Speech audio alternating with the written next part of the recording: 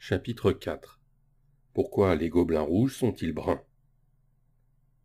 Le lendemain, nous avons appris que nous allions simplement poursuivre notre entraînement sur la route. Notre destination était à plus de 160 kilomètres. Mon escouade était composée de 2 éclaireurs, de 2 instructeurs et de 2 mages, mais ils étaient tous à cheval.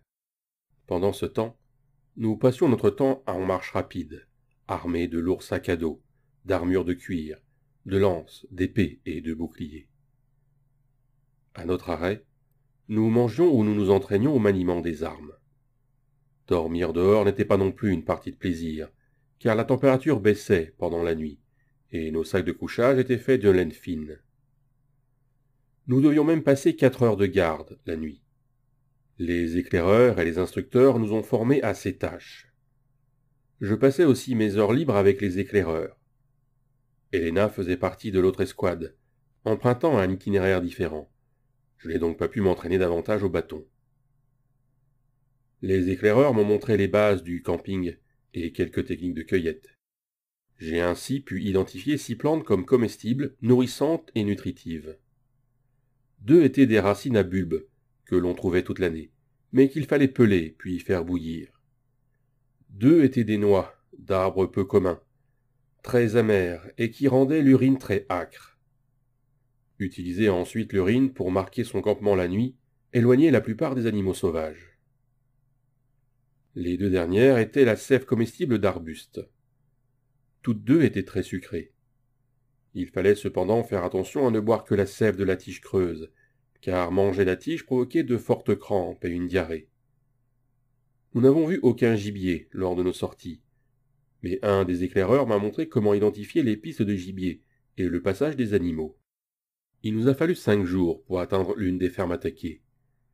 Les mages et les instructeurs sont partis à cheval interroger les habitants des fermes avoisinantes. Nous avons eu le temps de nous reposer, mais j'ai parcouru les bois environnants avec l'éclaireur qui m'avait instruit. Nous avons trouvé des traces de petites empreintes humanoïdes. Nous avons eu de la chance, car la pluie n'avait pas effacé les traces. Le bûcheron a supposé que la ferme avait été attaquée par 6 à 8 gobelins rouges. Nous avons identifié la direction qu'ils avaient laissée grâce aux traces de plumes de poulet et d'empreintes de pas. Bientôt, les mages revinrent avec les instructeurs. La famille qui vivait à la ferme avait déménagé dans une ferme voisine pour se mettre à l'abri. Nous partîmes, les 2 éclaireurs en tête. La progression était lente, et je fus placé sur le flanc gauche à 10 mètres, car j'étais légèrement plus discret. Un autre soldat marchait sur le flanc droit.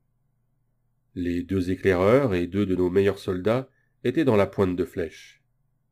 Le gros des troupes suivait à 50 mètres, avec les chevaux, les mages et nos entraîneurs, prêts à nous soutenir. L'un des éclaireurs de l'élément de tête a soudain repéré un piège. Nous nous sommes tous arrêtés et avons attendu. 2 battements de cœur plus tard, l'enfer s'est déchaîné. 2 gobelins que je n'avais pas remarqués ont surgi de ma gauche, à moins de 2 mètres de moi. D'autres ont attaqué notre centre. Ma première pensée a été qu'ils semblaient plus bruns que rouges. Puis j'ai repris mes esprits. J'ai dégainé mon épée et je me suis préparé à réagir. Je déviai la lance en bois qui me visait et plaçai le gobelin attaquant entre moi et l'autre. Cela ne me laisserait qu'un seul ennemi pendant un court instant.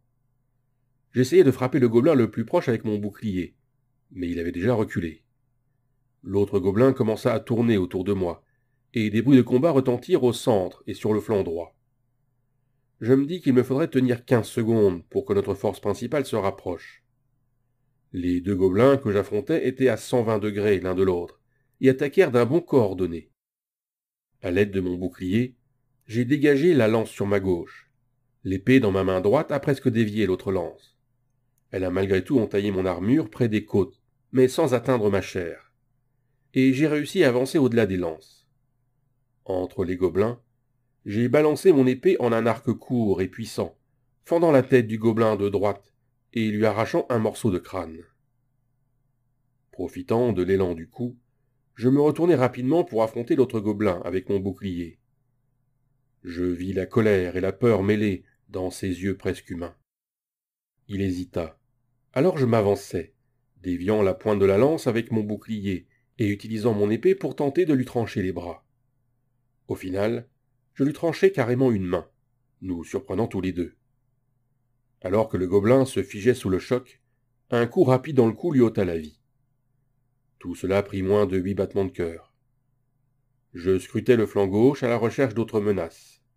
Ne voyant rien, je me tournai pour aider le centre. L'un des éclaireurs était au sol avec les 2 soldats, et l'autre le protégeait. Au moins 8 gobelins les encerclaient, et d'autres encore arrivaient en renfort. Le gros de la troupe est encore à une trentaine de mètres. Mon entraînement m'avait appris à me replier et à soutenir le centre. Mais voyant les gobelins qui m'encerclaient, je me suis précipité sur le flanc. J'ai entamé une course effrénée, et à l'aide de mon bouclier, j'ai foncé sur un gobelin, le propulsant dans un autre. Malheureusement, mes pieds se sont emmêlés et je me suis effondré, écrasé sur les membres odorants du gobelin. J'ai ressenti une douleur au derrière et j'ai cru que je venais de recevoir une lance dans la fesse gauche. En roulant, j'ai réussi à enfoncer la poignée de mon épée dans l'œil d'un gobelin au sol, brisant sa cavité orbitale. Je devais lâcher mon bouclier, sinon je risquais de rester coincé au sol dans l'enchevêtrement. Une fois debout, je reculai vers mes compagnons. Les chances étaient meilleures maintenant. 6 gobelins contre nous 4. Les gobelins avaient remarqué notre force principale, et ceux qui arrivaient en renfort crièrent soudain « Fuyez !» et se retournèrent pour courir. Je ne comprenais le langage des gobelins que grâce à mon amulette. Les 6 gobelins s'enfuirent. Je les poursuivis et en abattis un immédiatement d'un coup de taille diagonale dans le dos. J'abattis un deuxième gobelin, plus lent, qui boitait, puis m'arrêtait, réalisant que j'étais seul. J'avais oublié mon entraînement et poursuivi les gobelins à cause de ma montée d'adrénaline. Je reculai et retournai au groupe principal.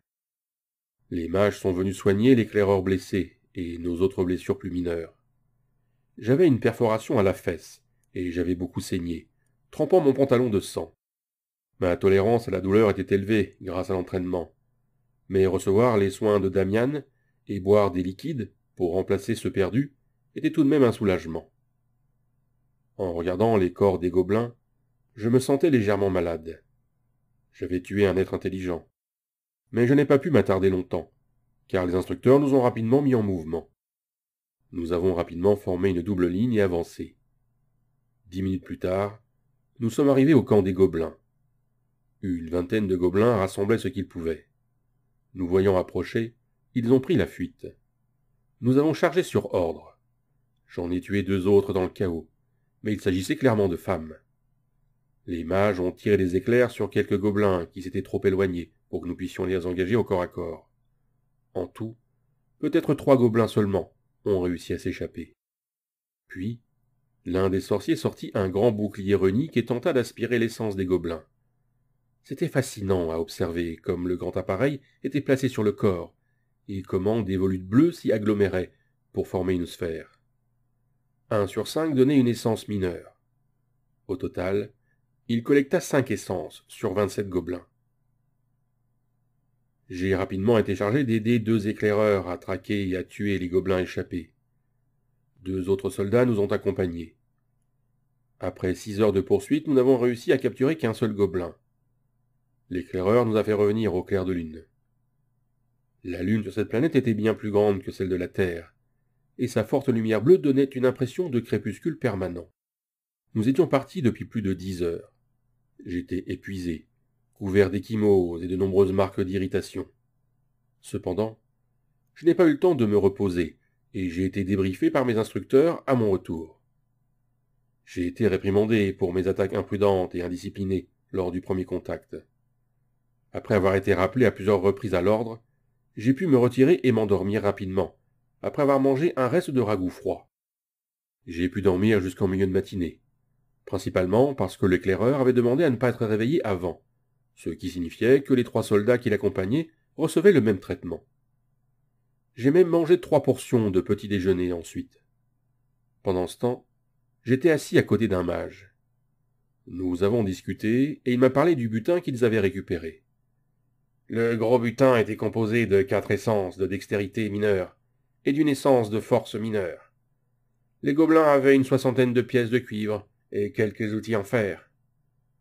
Il m'a indiqué le tas qui avait été empilé pendant que je chassais les gobelins la veille. Damian a ajouté. Les pièces et les outils seront donnés à l'agriculteur afin qu'il puisse remplacer une partie de son bétail. Est-ce la seule façon de fabriquer des essences lui demandai-je en désignant le bouclier runique près de l'autre mage. Le mage tapota le bouclier. Oui, il condense la force vitale d'êtres vivants ou de cadavres récents. Les collecteurs coûtent cher à fabriquer. Vous avez de la chance que j'ai voulu venir ici me dégourdir les jambes. Il dégageait une aura d'autosatisfaction qui était facile de détester. Pourrait-on l'utiliser aussi sur un humain demandai-je, la curiosité prenant le dessus. Les deux mages me lancèrent un regard étrange, mais Damian répondit. Oui, certaines cultures croient que consommer l'essence de son ennemi vaincu est un droit. D'autres pensent qu'il faut la transmettre à ses enfants. Et d'autres encore pensent qu'il faut la force pour réussir dans l'au-delà, dans le royaume de Pluton. Tu as dit qu'il pouvait être utilisé sur des êtres vivants, dis-je au premier mage. La question semblait le mettre mal à l'aise. N'y a-t-il pas de collecteurs sur vos terres? Ou vous venez d'un trou boueux en pleine nature? Il se leva et s'éloigna, emmenant le collecteur avec lui. Après qu'il se fut éloigné, Damian répondit à ma question. Utilisé sur des créatures vivantes, il a beaucoup plus de chances de former une essence. Mais c'est interdit dans l'Empire télien, et on ne l'utilise plus que pour exécuter les criminels. Il désigna le mage du doigt. Il travaillait dans les grandes villes pour les exécutions. Il a probablement tué des dizaines d'hommes avec ce collecteur ces 10 dernières années. Arracher la force vitale d'une personne vivante, ça vous transforme. J'acquiesçai d'un signe de tête. Je n'avais pas encore vraiment accepté moi-même d'avoir tué des gobelins, même si leur apparence, plus monstrueuse qu'humaine, aidait beaucoup. Cependant, en tant que soldat, j'allais devoir tuer un jour un autre homme. Je n'attendais pas ce jour avec impatience. J'ai abordé le sujet de la magie. Peux-tu m'en dire plus sur les affinités magiques? Damian sourit et passa en mode enseignant. Il existe 3 niveaux de rareté de magie. Commun, peu commun et rare. Chacune possède 7 affinités, soit un total de 21 affinités magiques connues. Pour toi, Eric, tes 2 affinités appartiennent au rang rare. Quelles sont ces affinités rares? Je me suis penché pour écouter. Damian sourit en les énumérant. Les 7 affinités rares sont l'espace, le temps, le déplacement, le matérialisme, le vide, les mondes et la convergence. Il se tourna vers moi. L'espace est principalement la capacité de créer des dimensions de poche. Le temps est un contrôle limité du temps, généralement en accélérant ou en ralentissant le temps autour du mage. Le déplacement est la capacité de se téléporter. Les mages de déplacement sont extrêmement rares et précieux dans l'Empire. Ils opèrent les portails des grandes villes. Damian s'arrêta pour boire une gorgée. Il avait encore mon attention lorsqu'il poursuivit. Le matérialisme consiste à invoquer des objets à partir de rien. Mais il viole le second principe de la magie, qui interdit la création d'objets à partir de rien. La question de savoir si les objets sont invoqués ou créés fait toujours débat. La magie du vide consiste à éliminer quelque chose de l'existence. C'est une magie extrêmement rare, et quiconque possède cette affinité est envoyé à l'école des mages de la capitale pour y être étudié. La magie des mondes, quant à elle, est la capacité à se déplacer entre les plans. Voyager à travers le cosmos, tel un grand aventurier. Il s'attarda un instant sur l'idée de voyager entre les étoiles. Enfin, la convergence est la plus rare de toutes les magies rares. Elle permet à un mage de puiser du mana dans l'environnement, notamment aux convergences des lignes telluriques. En résumé, le mage pourra disposer d'un puits infini d'éther dans certaines circonstances, et ainsi exercer un pouvoir immense, conclut Damian d'un geste de la main, se levant ensuite pour partir. Eric, je sais que ton affinité la plus forte est l'espace. Je ne veux pas que tu te fasses d'illusions. Mais si tu réussis l'entraînement de légionnaire, le commandant envisage de te tester pour voir si tu peux apprendre la poche dimensionnelle. Comme tu as un faible potentiel pour façonner l'éther, tu devras imprimer la forme du sort sur ton noyau d'éther pour l'apprendre. Qu'est-ce qu'une poche dimensionnelle exactement? Ai-je demandé. Damian hocha la tête et poursuivit. Cela crée un espace privé où un mage peut déposer et récupérer des objets. Ils sont généralement petits, mais même un légionnaire disposant d'un espace restreint pourrait être enrôlé comme messager royal. Mais ne te fais pas d'illusions. Quand j'aurai une tablette, nous verrons si votre affinité pour la magie spatiale est d'au moins 10. Damian insista à nouveau sur mes faibles chances. La plupart des gens ont un indice d'affinité inférieur à 5 dans leur affinité principale. C'est l'une des raisons pour lesquelles ils ne vous ont pas examiné.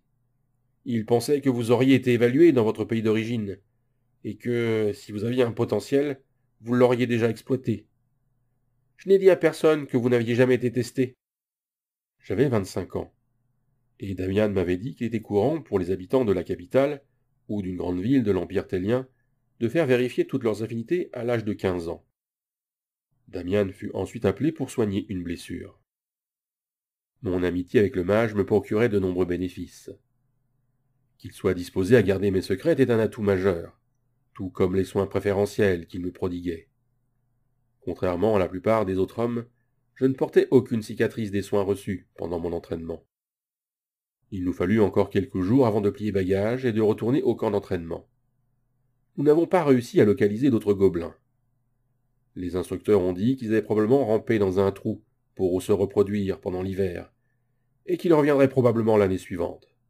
Nous avons appris que l'autre escouade avait tué 48 gobelins et perdu 3 de ses membres. Après notre retour, nous avons eu 2 jours de repos et avons été à nouveau testés sur la tablette. Pour moi, les résultats donnaient ceci. Physique. Force. Plus 2 plus 0. 44 sur 79. Puissance. Plus 1 plus 0. 40 sur 82. Rapidité. Plus 2 plus 0. 26 sur 49. Dextérité. Plus 1 plus 0. 25 sur 56. Endurance. Plus 5 plus 0. 56 sur 87. Constitution. Plus 4 plus 0. 34 sur 65. Coordination. Plus 1 plus 0. 35 sur 61. Mental. Intelligence. Plus 0 plus 0. 26 sur 54. Raisonnement. Plus 2 plus 0. 40 sur 59. Perception. Plus 3 plus 0. 52 sur 60. Perspicacité. Plus 1 plus 0. 28 sur 49. Résilience. Plus 1 plus 0. 44 sur 71. Empathie. Plus 1 plus 0. 21 sur 10. Force d'âme. Plus 4 plus 0. 44 sur 89. Magie. Réserve d'éther. Plus 1 plus 0. 22 sur 10. Canalisation.